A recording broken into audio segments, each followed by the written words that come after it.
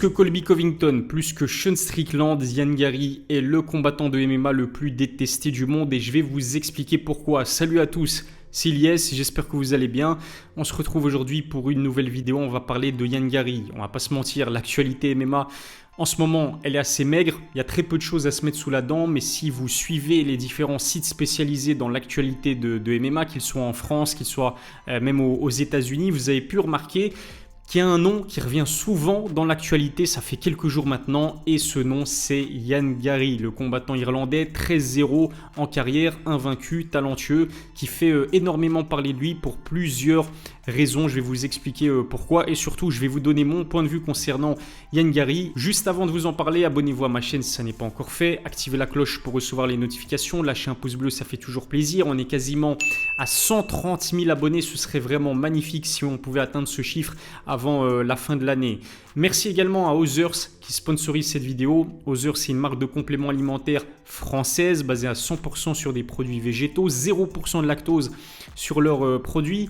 J'utilise la whey que vous pouvez voir juste derrière moi. Je consomme également leurs barres protéinées. Franchement, elles sont délicieuses. Alors si ça vous intéresse, sachez que vous bénéficiez de 10% de réduction avec le code COVER10 qui s'affiche juste en bas de l'écran. Si ça vous intéresse, je mettrai le lien vers le site Others dans la description. Revenons au sujet principal de cette vidéo, Ian Garry. Pourquoi est-ce qu'il est détesté? Pourquoi est-ce qu'il est détestable? Il y a plusieurs points que je vais évoquer dans cette vidéo pour vous donner mon opinion là-dessus. Le premier point, c'est clairement la première chose qui m'a sauté aux yeux, ou plutôt aux oreilles, lorsque j'ai écouté les premières interviews de Ian Garry, c'est le fait qu'il essaye beaucoup trop de copier un certain Conor McGregor. Alors on est d'accord, Conor c'est le combattant le plus influent de l'histoire du MMA. La star numéro 1 et de loin du sport. Ian, il est irlandais comme Conor. On peut comprendre pourquoi il est fan, comme il l'a déclaré à plusieurs reprises. On peut comprendre pourquoi il est fan du Notorious et il n'y a absolument aucun mal là-dedans. En plus, Ian n'a que 26 ans. Ça veut dire que s'il suivait déjà le MMA il y a une dizaine d'années, il a assisté au prime absolu de Conor McGregor. Encore une fois, il n'y a aucun mal dans le fait d'être fan d'un autre combattant. Le problème, c'est que il utilise pas mal d'éléments dans le style et dans la personnalité de Conor McGregor pour se faire connaître et pour se faire apprécier des fans, ce qui le fait passer pour quelqu'un qui n'est pas authentique. Je vais vous donner plusieurs exemples. Je crois que c'était l'une de ses premières victoires à l'UFC. Il est en interview au micro de Joe Rogan et Ian Garry va dire quoi pour qualifier sa carrière?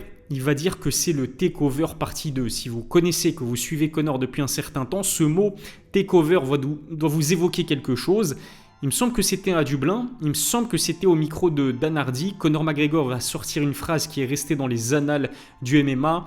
Il va dire « We're not here to take part, we're here to take over ». Ce qui veut dire on n'est pas là pour participer, on est là pour prendre le contrôle du MMA. Conor McGregor fait référence à lui et fait référence aussi à ses compatriotes irlandais. Ian va donc faire référence à cette phrase avec le fameux takeover partie 2. Mais en disant partie 2, c'est clairement qu'il compte s'inspirer de ce qu'a fait Conor McGregor précédemment. Si ce n'est que ça, il n'y a pas de problème. Sauf que, je vous le disais, parfois il reprend des punchlines de Conor McGregor. Mot pour mot, comme lors de la conférence de presse avant d'affronter Neil Magny, il s'adresse à Neil Magny et lui dit « You'll do what you're told », ce qui veut dire tu vas faire exactement ce qu'on te dit de faire. Et c'est exactement la punchline et la phrase qu'avait utilisé Conor McGregor pour s'adresser à Michael Chandler lors de la série The Ultimate Fighter. Je pense même que c'était lors du premier épisode, il s'adresse à Michael Chandler parce qu'il lui dit ouais, si je veux, on s'affrontera dans la catégorie des poids moyens. Et Michael Chandler, il dit ok, il n'y a pas de problème, vas-y, je te suis là où tu veux, même chez les light heavyweight, je te suis. Et Conor, il rigole de Michael Chandler et lui dit bah oui, tu vas faire exactement ce qu'on va te dire de faire. Mais il n'y a pas que ça, puisque Ian Garry a également décidé d'utiliser la marche rendue célèbre par Conor McGregor lorsqu'il rentre dans un octogone. Il y a même des footballeurs, il y a même des autres athlètes qui ont utilisé cette marche pour faire un clin d'œil à Conor McGregor. Ian Garry fait la même chose. Lorsqu'il rentre dans un octogone ou pour célébrer une victoire, il utilise cette marche de Conor McGregor. Personnellement, je trouve que ça fait beaucoup parce que, encore une fois, ça le fait passer pour quelqu'un qui n'est pas authentique. Nous, on veut voir sa vraie personnalité à Ian Garry. C'est pas parce qu'il est irlandais que forcément il doit copier Conor McGregor dans tout ce qu'il fait, que ce soit dans sa manière de s'habiller, dans sa manière de s'exprimer.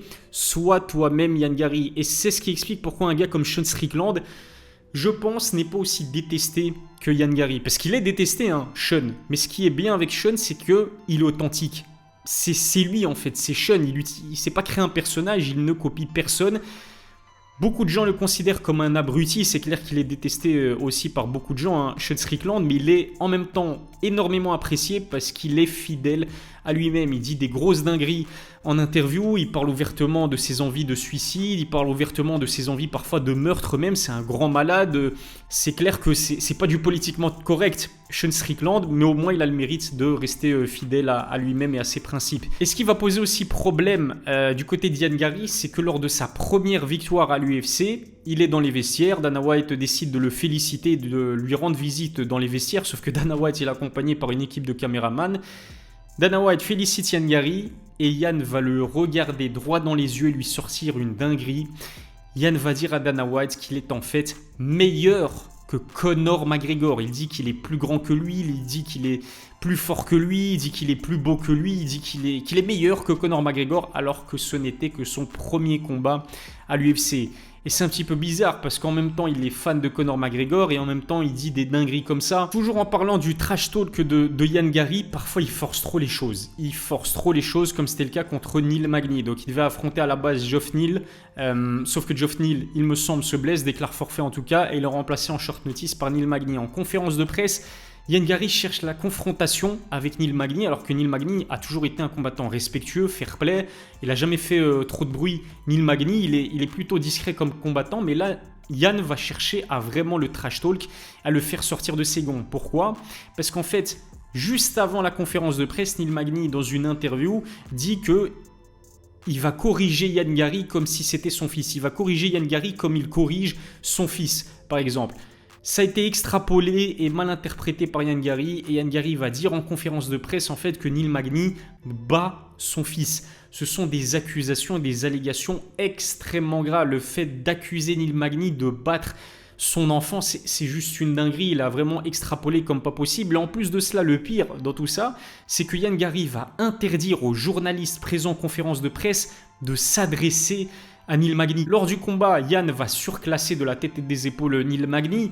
Après le combat, on pouvait s'attendre à, je sais pas moi, peut-être une démonstration de fair play. Sauf que pas du tout. Ian Gary va en profiter pour envoyer des doigts d'honneur à Neil Magny qui s'est fait battre à plat de couture. Donc c'est littéralement une humiliation.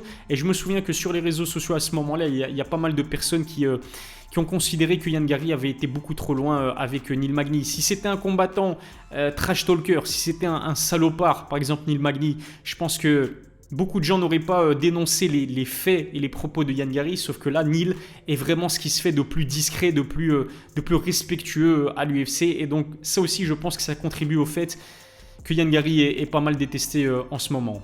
Et ce n'est pas tout, puisque tenez-vous bien, et ça je suis sûr que vous en avez entendu parler, Ian Gary vient tout juste de se faire exclure de la Team Renegade. La Team Renegade où s'entraîne en fait Leon Edwards. Leon Edwards fait partie intégrante de cette Team Renegade. Ian Gary s'entraînait également à leur côté, sauf qu'il s'est fait exclure purement et simplement de la salle. Pourquoi ?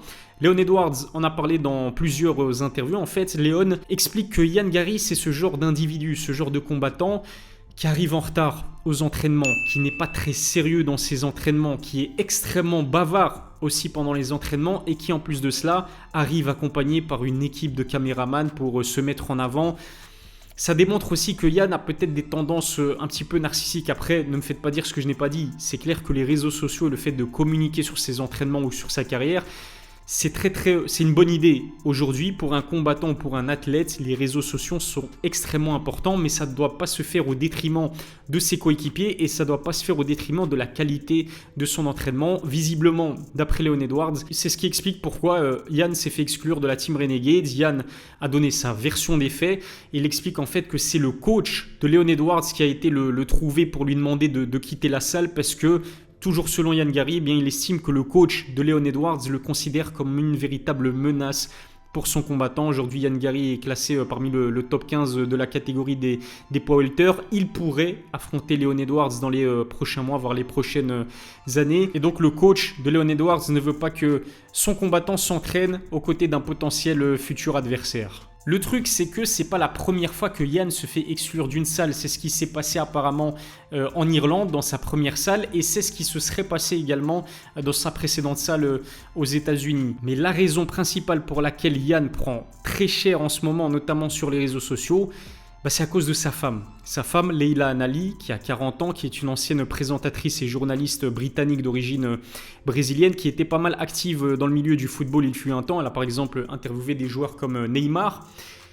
Leila Anali, elle a 40 ans, Yann Gary en a 26, il y a des internautes qui critiquent cette différence d'âge. Mais on s'en fout complètement, c'est leur vie privée. Le truc, c'est que en même temps d'être sa femme, c'est également sa manager. Et encore une fois, il y a des internautes qui critiquent ça parce qu'ils considèrent qu'elle exploite Yann Gary à des fins mercantiles. Ce n'est pas tout, puisqu'il y a un YouTuber qu'on appelle MMA Guru qui a dévoilé une sorte de dossier concernant Leila Anali. En fait, en 2010, elle a écrit un livre dont le titre est How to be a WAG, c'est-à-dire comment devenir une WAG. Une WAG, c'est les femmes de footballeurs, vous voyez, les femmes qui misent par exemple sur un jeune footballeur parce qu'elles savent qu'il va devenir millionnaire et elles pourront vivre sous le crochet de ce footballeur multimillionnaire, Georgina, la femme de Mauro Icardi, etc. etc. Vous voyez ce que je veux dire. Et donc, ce YouTuber et d'autres, MMA Guru, accuse Leila Anali de vraiment exploiter Yann Gary, et la preuve c'est qu'en 2010 elle a écrit ce livre Comment devenir une WAG. Alors elle a réagi à cette polémique là, Leila Anali. Elle a expliqué qu'en fait en 2010 c'était la Coupe du Monde 2010 et donc elle a créé cette œuvre satirique qui est à prendre au 2e voire au 3e degré,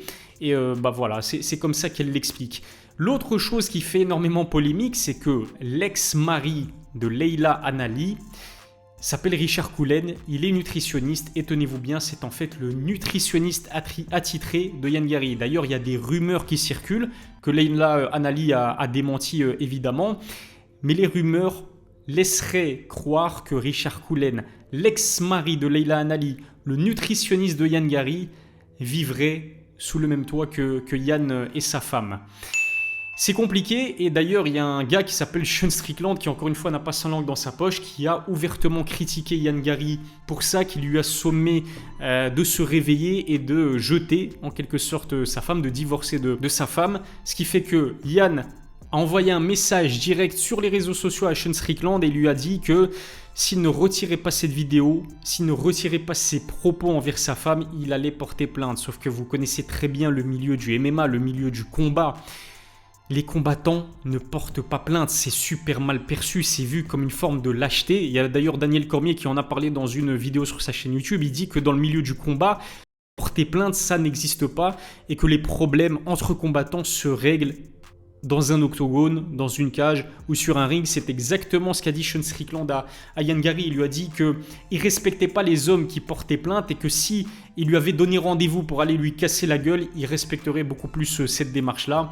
Mais ça contribue encore une fois à nuire un petit peu à l'image de marque de Yann Gary. Ça commence à faire beaucoup quand même. Et c'est vraiment dommage parce que d'un point de vue purement sportif, Yann Gary, il est juste phénoménal. Il est invaincu après 13 combats, il est jeune, 26 ans, ça veut dire que sa marge de progression est énorme, il a un striking spectaculaire, il est puissant, il est athlétique, il est grand pour la catégorie des poids welter, il a absolument tout pour devenir une véritable star à l'UFC tout simplement, mais il va falloir peut-être qu'il se pose 2 minutes et qu'il réfléchisse à une meilleure stratégie de communication, parce que celle qu'il utilise à l'heure actuelle et le fait de vouloir peut-être marcher sur les plates-bandes de Conor McGregor, je pense honnêtement que ça le dessert complètement. En tout cas, donnez-moi votre avis dans les commentaires. Je vous rappelle que Yann Gary va affronter Vicente Luque à l'UFC 296, qu'on risque d'avoir une conférence de presse avec Yann Gary aux côtés de Leon Edwards qui affronte Colby Covington, et donc Colby Covington lui-même sera présent lors de cette conférence de presse. On aura aussi potentiellement